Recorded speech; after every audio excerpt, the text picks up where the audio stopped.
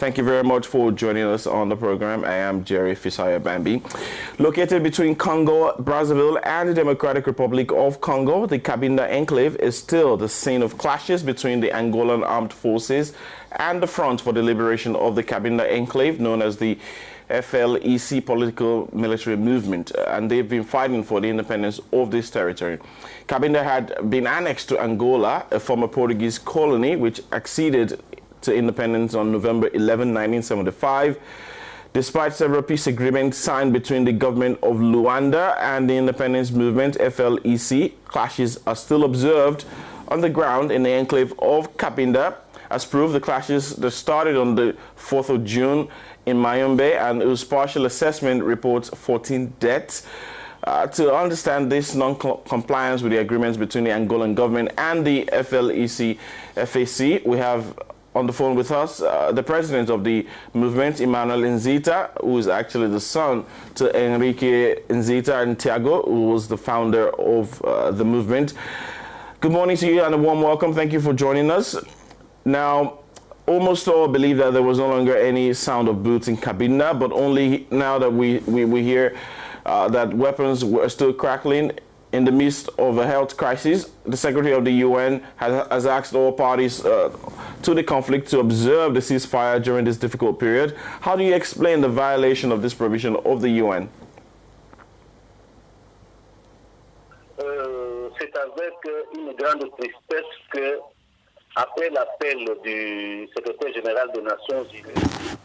It is with great sadness that after the UN Secretary General's call for a ceasefire following the coronavirus, which we unilaterally endorsed, unfortunately the Angolan government as well as the Haitian government found nothing better than to violate the ceasefire and even to violate the borders of the two Congo and kill two people responsible for a border crossing of Congo-Brazzaville. Troops subsequently attacked our position, causing the clashes to reach the territory of the Democratic Republic of the Congo.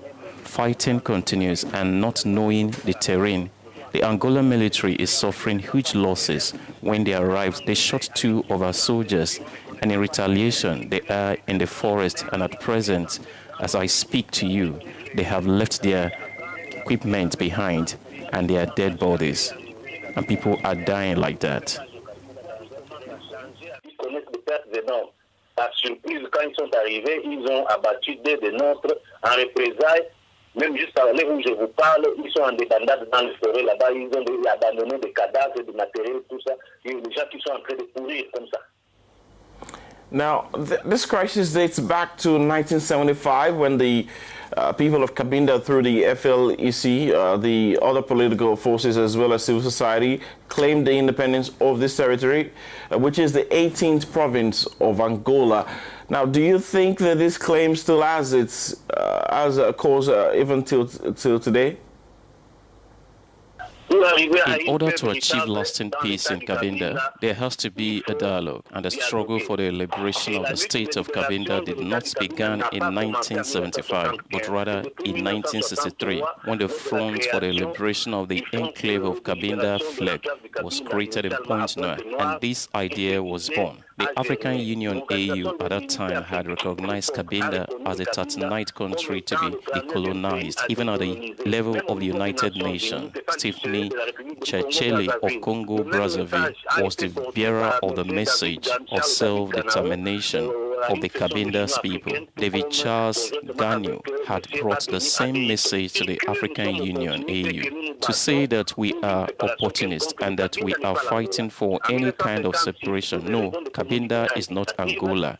It was in 1956 that, for administrative reasons, the management of Cabinda was entrusted to Angola. As was the case of Rwanda and Burundi, although a German protectorate entrusted it to the Belgian Congo.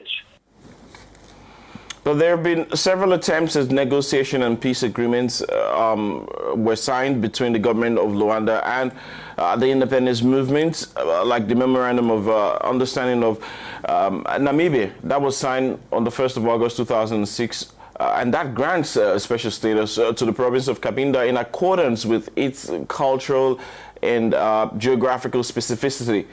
Now, this surely must be a positive development to the cause, isn't it? The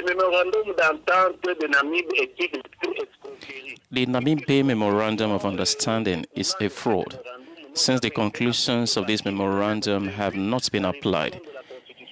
It was even planned to reverse the Angolan constitution in recognition of the specific Cabindas, granting economic, legal, and other autonomy. Nothing has been done. The Angolans are not the Union of Cabindas. When there were negotiations on Angola's independence, Cabinda was not associated. We aspire to self-determination for the Cabinda. Even the Cabindas brothers who are in Angola, political parties are with us. We are supported by all these people.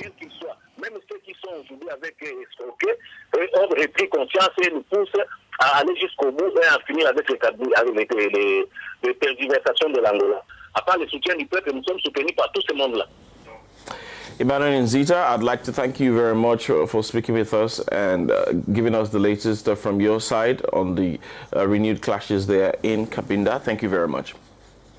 Emmanuel Nzita, the FLEC FAC president, speaking to us there from Geneva, Switzerland.